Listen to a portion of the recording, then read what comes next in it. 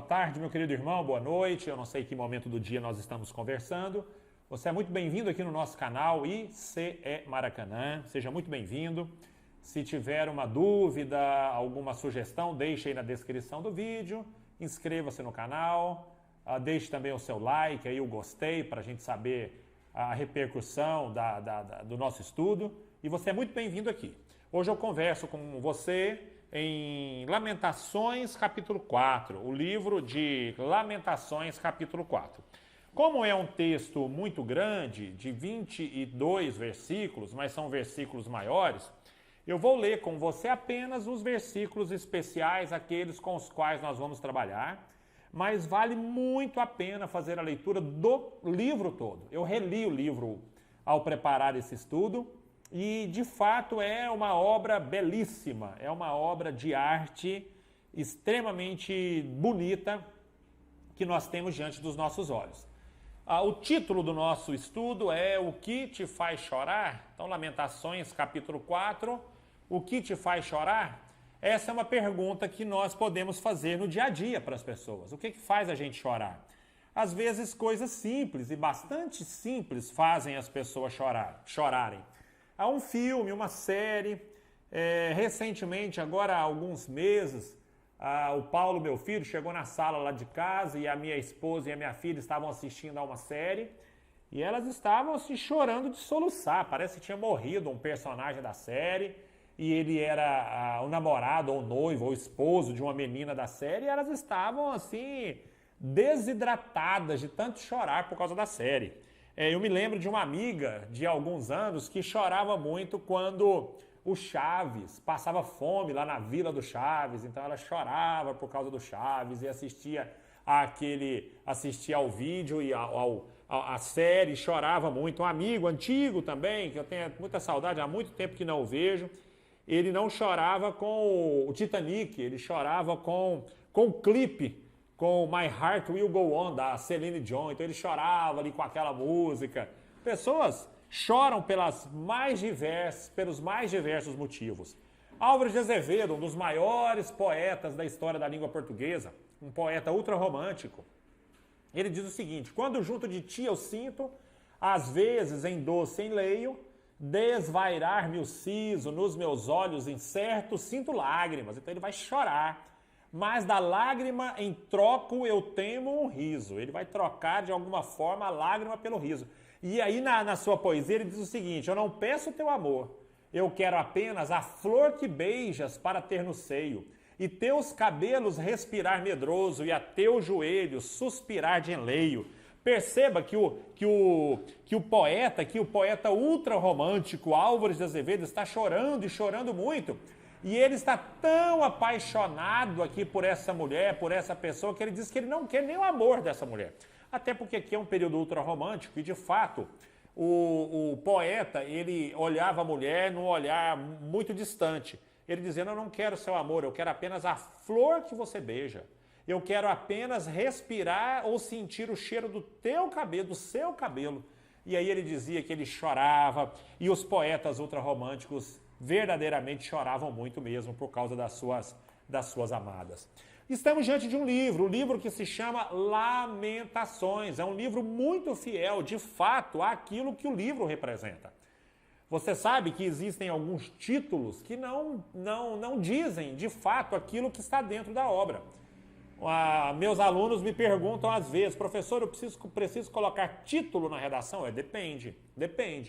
Você tem um título relevante, um título que provoca nas pessoas o desejo da leitura do seu texto.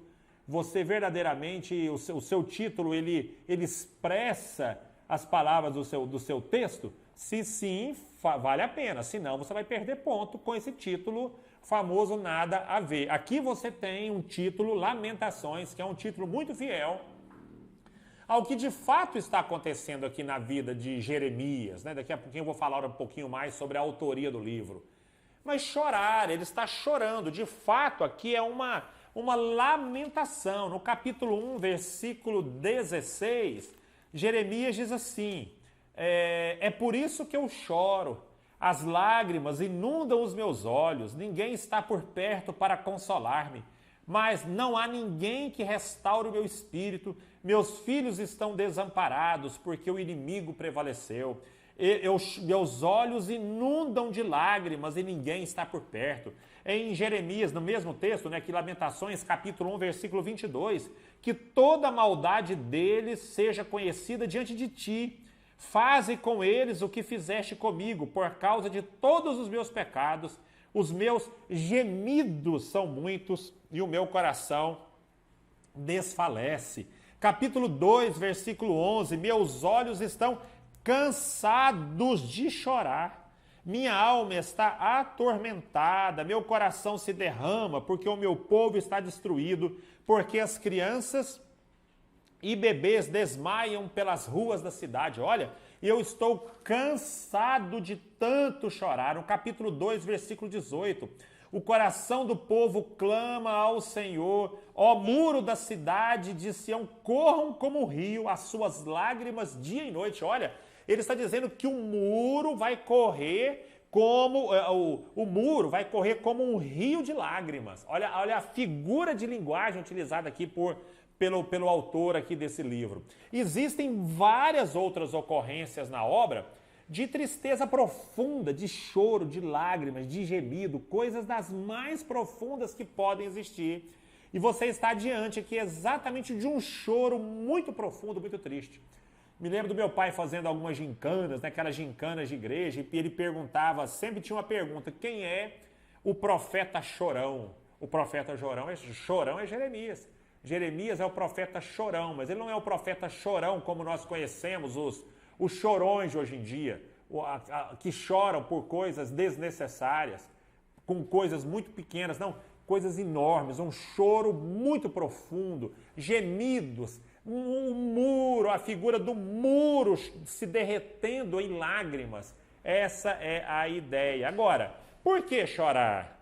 Qual que é o motivo do choro? Por que Jeremias está chorando? Porque Jerusalém e o templo de Jerusalém foram terrivelmente destruídos pela Babilônia. Tanto a cidade, quando você lá na frente da história, você vai encontrar Neemias, o profeta Neemias, não o profeta, né, mas Neemias, então, talvez também um profeta, né, irmãos? Um profeta, aquele que tem a palavra de Deus na sua boca, no seu lábio, mas tecnicamente Neemias ele era um funcionário do rei e ele volta para Jerusalém e ali ele anda na cidade e ele fica triste demais, ele fica muito abalado por ver o que restou de Jerusalém depois de alguns anos, de algumas décadas da destruição da Babilônia. Você tem aqui então Jeremias chorando muito, porque tanto o templo da Babilônia, quanto o templo de Jerusalém, quanto a cidade de Jerusalém, foram terrivelmente destruídos pela Babilônia, pelo seu exército, que era muito, muito pesado, muito forte, que nas suas grandes conquistas destrói então esse lugar. E agora a pergunta, por que Lamentações? Por que Lamentações? Porque Lamentações, ela contém em 5 poemas, o autor é um poeta. Ele é profeta, o famoso profeta Jeremias, mas é aqui nesse momento o profeta é um poeta. Nós estamos diante de uma poesia dividida em 5 partes. Que são coisas bastante comuns, né, nos nossos dias ou na nossa história. Luís de Camões, quando escreve Os Lusíadas, ele divide a sua obra em cantos, em partes, em grandes blocos. Você tem aqui exatamente o profeta Jeremias dividindo a sua obra em 5 grandes blocos, que são 5 poemas, e que são lamentações profundas de um povo castigado. Existe aqui o lirismo de forma muito clara nas palavras escritas do profeta. É uma tristeza profunda, meus irmãos, é uma tristeza muito profunda. Eu, quando preparava o estudo, eu já preguei esse texto uma vez, acho que talvez aqui na nossa igreja mesmo, há muitos anos. E quando eu preparava, relia, estudava, ia atrás de informações, eu fiquei pensando, meus irmãos, como anda o nosso Brasil, as dificuldades do nosso Brasil, quanta dificuldade estamos vivendo, que de fato também é momento e faz parte do nosso estudo, momento de lamentar pelo nosso Brasil. E você tem aqui o profeta dividido em 5 partes a sua obra, lamentando. E quem é o lamentador? Quem é o chorão? Quem é esse que tem as suas lágrimas derramadas por sua cidade? É Jeremias. Mesmo que essa autoria seja timidamente incerta, porque não há no livro uma autoria declarada desse poema ou desses poemas, a gente sabe que durante os séculos Jeremias é tido como o autor desse livro. Tanto é que ele está colocado anexo ao livro, à profecia de Jeremias. Então, quando nós terminamos ali o capítulo 52 de Jeremias, nós começamos as lamentações. Então, há quase um ponto pacífico de que, de fato, o Jeremias é o autor. Lembrando que, sobretudo, esse autor é testemunha ocular, ele sofre pelo que ele está vendo, ele é um grande e inspirado teólogo e um inspirado e apaixonado poeta patriota. Ele chora porque vê a sua nação passar o que estava passando. E ele, como um poeta, já dizia aí Fernando Pessoa que o poeta é um fingidor, finge tão completamente que chega a fingir que é dor, a dor que devera sente. Fernando Pessoa, mesmo em todo o sofrimento de Jeremias, ele está aqui vivendo o seu lirismo no máximo. Jeremias está vivendo aqui o auge da sua poesia. Ele mesmo em sofrimento, ele consegue expressar por meio da poesia hebraica, que é diferente da poesia da língua portuguesa. Ele vai conseguir aqui valorizar a forma da sua poesia. Aqui Jeremias valoriza a forma, não apenas as palavras e o conteúdo. Jeremias valoriza a forma. Como já disse algumas vezes, nós estamos aqui diante de um texto que é dividido em 5 poemas. São 5 poemas. E para se ter uma ideia, nós não conseguimos perceber na língua portuguesa, mas percebemos na língua hebraica, que Jeremias ele faz aqui o uso de acróstico. O que é um acróstico? É você utilizar cada parte, nesse caso, cada versículo, cada conjunto de versículos, cada parte dessa é iniciada com uma letra do alfabeto hebraico. Então ele faz um acróstico, como se fosse no Brasil. A primeira seção começa com A, a segunda com B, um versículo com C, outro com D, outro com E. Isso se repete em algumas partes do texto. É imperceptível na língua portuguesa, mas um estudo aprofundado da obra, você chega a essa conclusão. O Jeremias, de fato sendo o autor das Lamentações, ele é um grande poeta. O Lassor, na introdução ao Antigo Testamento, ele diz que a dedicação ao poema demonstra a devoção do poeta. Então, quando ele, por ser um poeta, pelo menos nesse momento, e como ele está se dedicando tanto a essa poesia, demonstra o quanto ele era devoto a Deus e o quanto ele não poderia fazer alguma coisa que não era aquilo que Deus gostaria que ele fizesse. Antes de entrar aqui nas minhas aplicações, alguns pequenos cuidados na leitura do texto. Se eu pego o capítulo 1, versículo 10, a leitura que você faz é: o adversário saqueia todos os seus tesouros, ele viu nações pagãs entrarem em seu santuário, sendo que tu tinhas proibido de participar das tuas assembleias. Você vai perceber aqui a fala sempre na terceira pessoa. No versículo 8, talvez isso ainda fica mais claro: Jerusalém cometeu pecados, por isso tornou-se impura. Você vai percebendo aqui ele falando da cidade. Já no versículo 13, olha como é que é interessante: do alto ele fez cair fogo sobre os meus ossos, armou uma rede para os meus pés e me derrubou de costas, deixou-me desolada. Percebe que a cidade falando? Então, cuidado que na leitura há essa mudança de foco. Às vezes há essa mudança na comunicação. Às vezes falando da cidade, em alguns momentos, especialmente nesse que eu citei, a cidade fala. Isso a gente chama de prosopopeia, que é atribuir a seres inanimados características de seres animados. Você tem ainda no capítulo 3, no verso 38, vamos lá, você está com a Bíblia aberta aí, faça isso. Não é da boca do Altíssimo que vem tanto as desgraças como as bênçãos? Perceba que ele está falando de Deus, da boca do Altíssimo.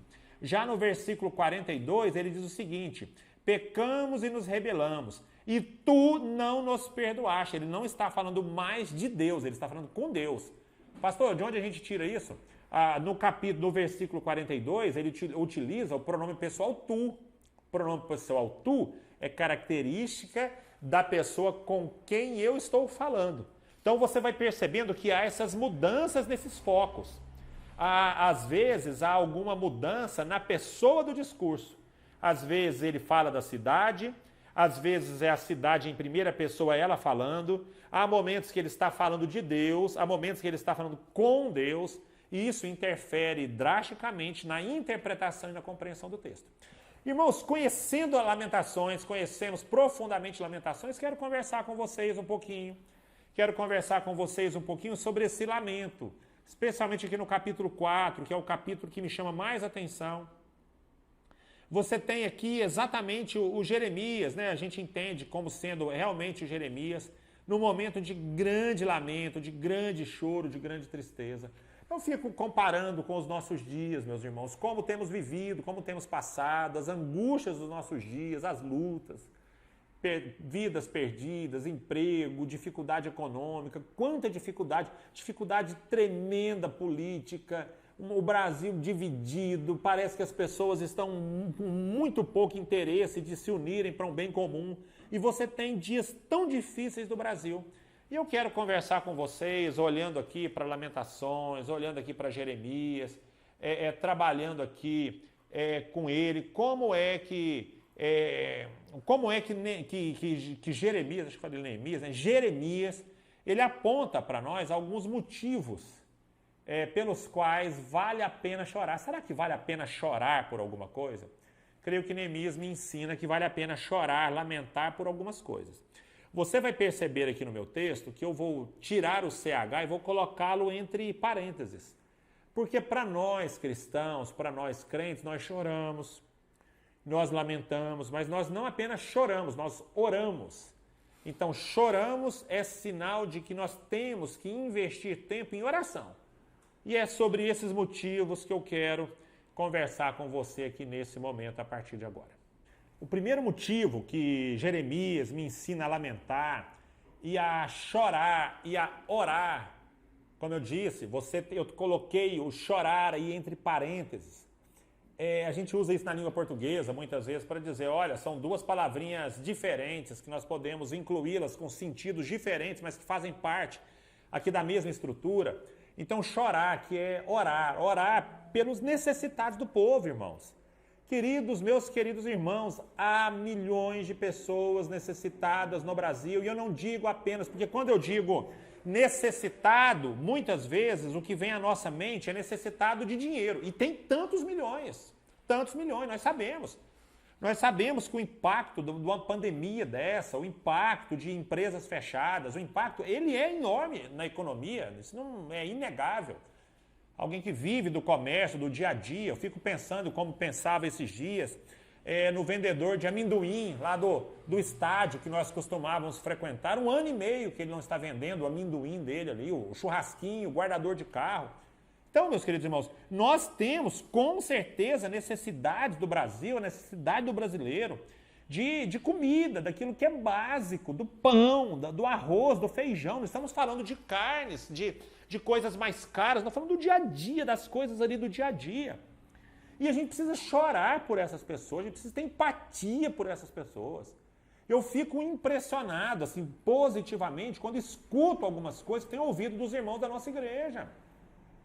A nossa igreja fez isso durante quantas vezes nós fizemos? Mesmo a igreja não estando aberta, funcionando, nós temos um técnico de som, temos um segurança da igreja, especialmente o segurança, que ele vive basicamente daquilo que ele faz ali na igreja domingo. Nós continuamos mesmo sem trabalhar. Todos os domingos a gente mandava o dinheiro para ele lá mesmo sem trabalhar. Isso é ter empatia, isso é chorar, orar pelas pessoas.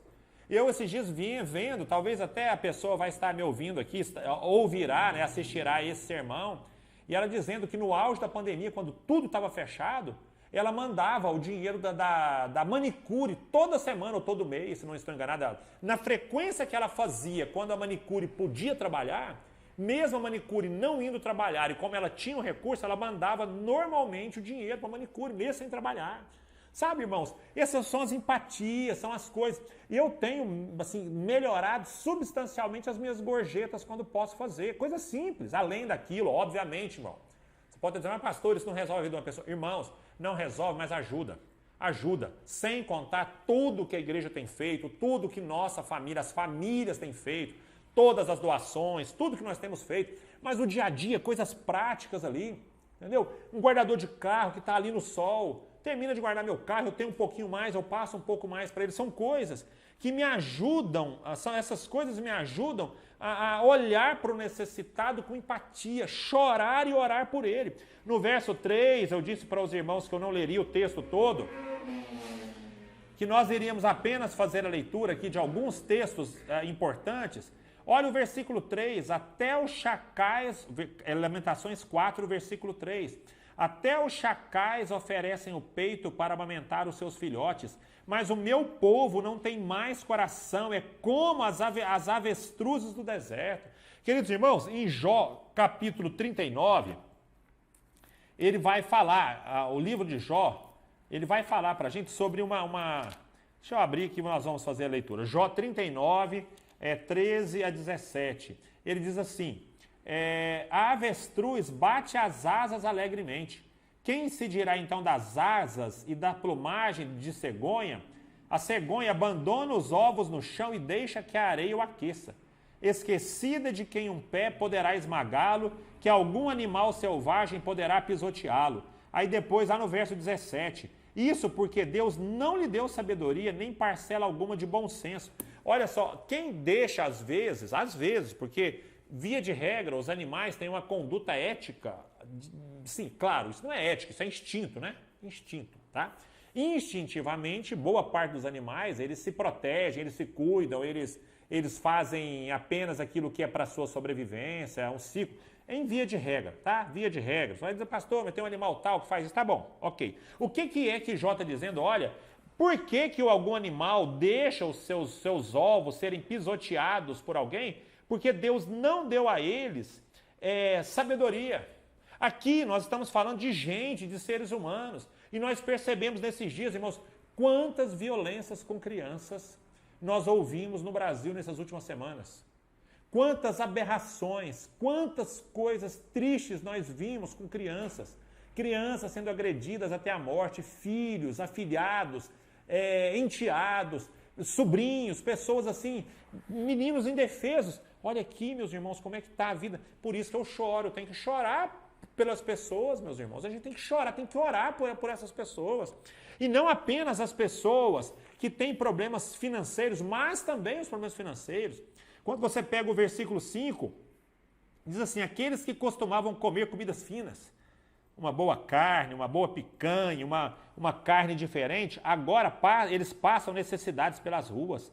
Aqueles que andavam de púrpura, de roupas lindas, hoje estão vivendo amontoados nas cinzas. Você vai perceber aqui como é que o Jeremias, ele chora, ele clama por essas pessoas. Como é que a igreja precisa fazer isso? Como é que nós devemos influenciar de alguma forma? Como nós podemos influenciar e devemos influenciar de alguma forma aqueles necessitados, tanto os que são necessitados e têm dinheiro, quanto os necessitados que não têm dinheiro.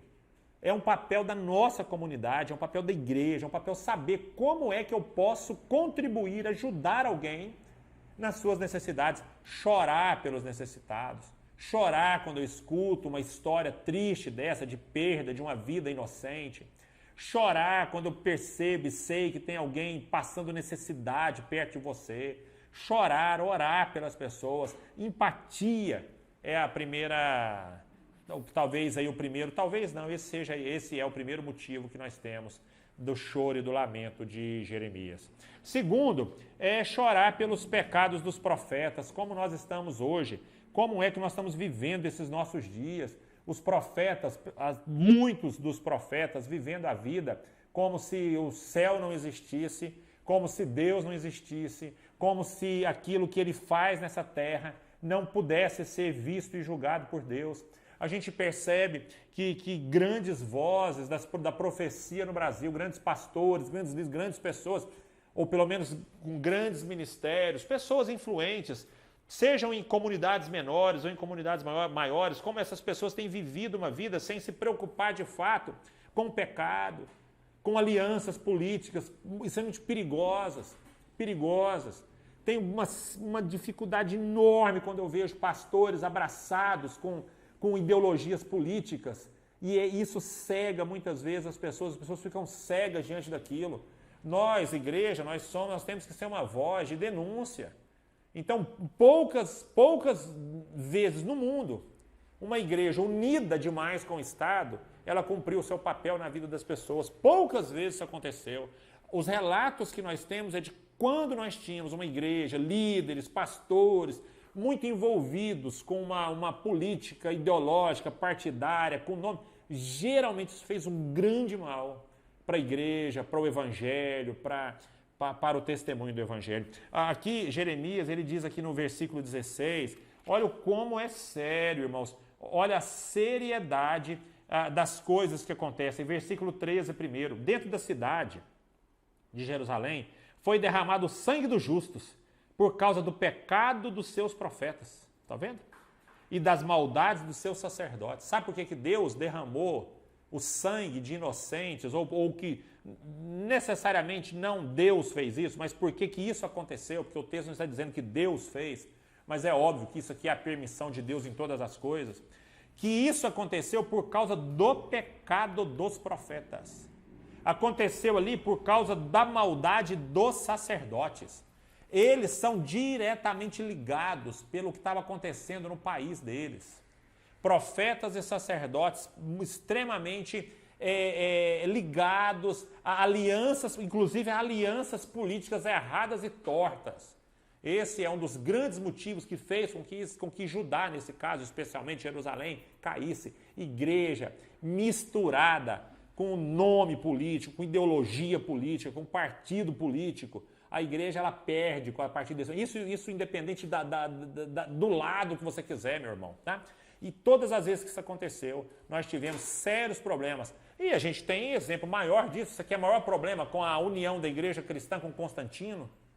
Foi a derrocada da igreja. Foi a derrocada da igreja. A união da igreja com Hitler. Como é que a igreja ela viveu aquele período e não denunciou nada daquilo que acontecia? Porque era uma igreja misturada demais com o poder, com a política, com as riquezas que a política oferece. E aí você tem aqui uma cidade sendo destruída porque os sacerdotes eram infiéis. Pedro, ele fala que os presbíteros, né, os pastores, os líderes, eles devem pastorear o seu rebanho, não por obrigação, mas por livre vontade. Não por ganância, mas com desejo de servir.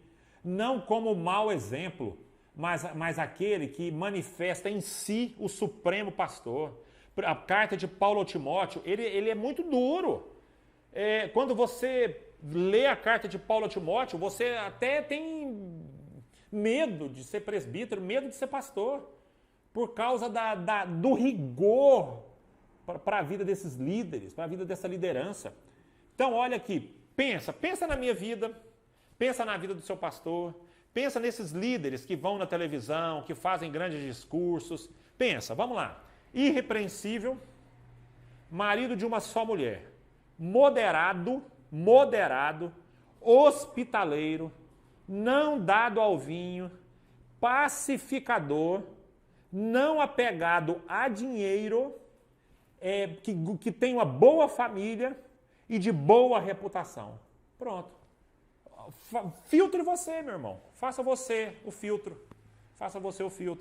Pensa no seu pastor, pensa em mim, pensa na vida de um pastor de jovens que pastoreia a sua igreja. E vai pensando, pensa num líder maior, pensa nos líderes midiáticos da mídia. Pensa, quais desses homens se enquadra nesse perfil de pastor de verdade? Só pensar, por causa dos profetas, por causa dos sacerdotes, Jerusalém foi destruída, sangue inocente foi derramado, porque os sacerdotes, os profetas, não denunciaram o pecado, fizeram alianças políticas erradas e por causa disso a população sofreu. Terceiro motivo para a gente chorar, para a gente clamar, é exatamente pela nossa nação, meus irmãos, orar pela nossa nação, chorar pela nossa nação. Aqui, Jeremias, a partir do versículo 21, vai dizer que um dia Deus vai colocar tudo isso em pratos limpos, o pecado terá fim, um dia nós aguardamos ansiosamente esse dia, um dia que o pecado vai acabar. Mas enquanto isso, irmão, no versículo 22, o choro de Jeremias, o chorar, orar de Jeremias, é para que o castigo não se prolongue por muito tempo. Que o castigo não se prolongue por muito tempo. Eu fico pensando, nós aqui no Brasil, versículo 22, para o irmão conferir, que ele diz, cidade de Sião, o seu castigo terminará, o Senhor não prolongará o seu exílio, que Deus não prolongue esse castigo, que Deus não prolongue a nossa luta, meus irmãos, tem sido o meu choro, a minha oração pelo meu Brasil. Queridos irmãos, que nós não choremos mais por tanto tempo. Meus queridos irmãos, nós há quanto tempo vivemos esse choro? Essa semana assistindo a um jogo de futebol, um estádio de futebol com milhares de pessoas na Europa, se divertindo, andando sem máscara na rua, passeando, começando a retomar a sua vida. E o Brasil, meus irmãos, morrendo 2.000 pessoas por dia, amigos nossos, familiares nossos, gente querida nossa, até quando? A minha oração é Deus, não prolonga mais o nosso sofrimento. Não prolonga mais, eu não posso chamar isso de castigo, isso é muito sério para eu dizer, isso é castigo de Deus, não é castigo de Deus, mas Deus não prolonga mais o sofrimento, não estenda mais o nosso sofrimento. Até quando vamos ter notícias das piores que nós podemos ter, como temos tido no Brasil? Eu tive recentemente pesquisando sobre o PISA. O PISA é uma avaliação que é feita na educação do mundo. Sabe? O Brasil, para você ter uma ideia, meus irmãos, da última, dos 77 países que participaram dessa pesquisa, o Brasil é o número 57, irmão, 57. Você imagina? Sabe qual que é o primeiro? Você faz ideia, meu querido irmão? A China. E a gente fica com essa história, a China isso, a China aquilo, a China aquilo. China trabalhando para ser o que é, sabe? Fazendo a coisa ser o que é. Claro, país comunista, persegue cristão, igreja não tem abertura, Bíblia não tem abertura. E isso é repugnante, isso é triste. Cristãos lá em campo de concentração, parece que isso é verdade. Mas, irmãos, trabalhando, a China é a primeira. Não é a China, a China participa por regiões. Mas a região que fez a prova, ele é a primeira educação do planeta. Será cada dia mais forte, mais potência. O Brasil é uma das últimas, o Brasil é um dos últimos. Sabe, uma escola sucateada, professores mal remunerados, professores que, por outro lado, também, falando como professor, baixa produtividade, baixa pouca realização, não sei se por causa dos alunos, por causa dele mesmo, por causa de dinheiro, por um monte de outras coisas. E no final, jovens, pais que não se envolvem com a escola, que não estão nem para a família, meninos ou envolvidos ou ameaçados pela criminalidade. Então, todas essas questões, e geralmente é escola pública, porque quando você pega o PISA só das escolas particulares, sobe, vai lá para cima. E quando você inclui todas, você bota o Brasil lá embaixo, você percebe que de fato são aqueles que mais precisam, e que não têm, não podem, não têm acesso, não querem ter acesso, é chorar pela nação, para que Deus um dia faça o milagre dele aqui no nosso meio e que a gente possa ter um Brasil que seja um Brasil mais justo. A nossa nação só pode ser boa se ela for boa para todo mundo. E eu não estou falando aqui de ideologias, de repartir, não. De forma que alguém, de alguma forma, esteja bem, só é bom se é bom para todos. Não é bom para alguns se for ruim para outros. Não existe país bom para morar em que é muito bom para uns e muito ruim para outros. Os melhores países do mundo, inclusive vários cristãos, são países em que o país é bom para basicamente todas as pessoas. Claro, existem níveis de luxo, etc., mas ele é bom para todo mundo. É um bom país para todos eles. Chorar pela restauração da nação. Irmãos, terminaria de forma muito triste, né? E aí, Lamentações de Jeremias, que livro triste, pastor, muita tristeza nessa história. Não, vou terminar para você o seguinte. No próprio livro, de Lamentações, Jeremias tem um rompante de esperança no capítulo 3. Ele diz assim: todavia, mesmo vendo o Brasil como está, as pessoas necessitadas, os sacerdotes e muitas vezes nós mesmos como crentes, vendidos à própria sorte, a alianças, a quaisquer alianças. É uma nação que sempre nós ouvimos, o Brasil é a potência, o Brasil é o futuro, e a gente está esperando esse futuro chegar. Mesmo diante de tudo isso, e Jeremias vivia algo muito parecido, em Lamentações 3, 21 a 23, ele diz o seguinte: todavia, mas, porém, todavia, lembra das condições adversativas, ou seja, quebram a expectativa, está tudo ruim, tudo mal, tudo péssimo, tudo de mal a pior, vírgula, mas, quebra de expectativa. Eu lembro-me também daquilo que pode me dar esperança. Graças ao grande amor do Senhor é que não somos consumidos, pois as suas misericórdias são inesgotáveis, renovam-se cada manhã.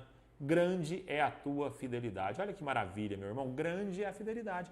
Se nós estamos aqui para chorar pelo Brasil, para chorar pelo pobre, para chorar pelo rico, para chorar pelo pastor, para orar por essas pessoas, é porque a misericórdia do Senhor, hoje, ela foi renovada nas nossas vidas, e eu também preciso, a fim de que até tenha ânimo de esperança, porque às vezes nós vamos perdendo a esperança, vamos perdendo o amor, vamos perdendo a perspectiva de um futuro melhor. A gente precisa fazer o que Jeremias fez, trazer à nossa memória coisas boas que podem nos trazer esperança. E eu convido o irmão a chorar, a orar, a lamentar, a pedir, a clamar, a ajoelhar, a se deitar no pó e na cinza. Mas também que você possa colocar na sua cabeça tudo aquilo que pode nos dar esperança. Olhar para toda a história do mundo, a história de Israel, inclusive o próprio Israel, basta perceber quem é Israel hoje, como é esse Estado hoje, a riqueza, a educação, a saúde, como é que esse Estado lida com a vida hoje, como ele estava nos dias de Jeremias. São coisas que nos ajudam a trazer à nossa memória coisas maravilhosas que podem nos dar esperança, porque afinal de contas, mesmo para um país que tem tanta dificuldade, as misericórdias do Senhor se renovam a cada manhã. Que Deus nos abençoe, meus irmãos. Deus amado, eu oro nesse momento, oro pelos necessitados do povo, oro por aqueles que não podem, oro por aqueles que têm tido tanta dificuldade. Oro e agradeço ao Senhor pela nossa igreja, porque a igreja tem caminhado com tantas pessoas, com tanta gente. Nós, os irmãos da igreja, particularmente, também tem caminhado com tanta gente, abençoado tantas pessoas. Meu Deus, mas que eu possa ir além, que eu possa chorar de fato por esse que é necessitado de amor, de cuidado, de dinheiro, de comida. Meu Pai, que eu oro pelos bons pastores, pelos bons sacerdotes, por aqueles que são sérios, são fiéis. E enfim, meu Deus, que eu possa chorar por ver o Brasil afundado numa crise que já dura mais de um ano e que nós, todos nós, responsáveis por ela de alguma forma, não conseguimos sair dela, vendo países saindo, vendo países vivendo a sua vida. Meu Deus, tenha misericórdia do nosso país, meu Pai, dos nossos governos e de nós mesmos, que nós somos responsáveis por ele, muito mais até do que os próprios governantes. Que o Senhor Deus nos abençoe. Guarda o nosso país e nos dê à memória algo e sempre coisas boas que nos podem trazer esperança. Obrigado, Senhor, no nome de Jesus que nós oramos, e que o amor de Deus, a graça do nosso Senhor e Salvador Jesus Cristo, o consolo, a comunhão e o conforto do Espírito Santo possam estar com cada um de nós aqui nesse lugar, com todos os nossos irmãos em todos os lugares da terra, que seja hoje, amanhã e até a volta bendita e gloriosa do Senhor Jesus. Amém.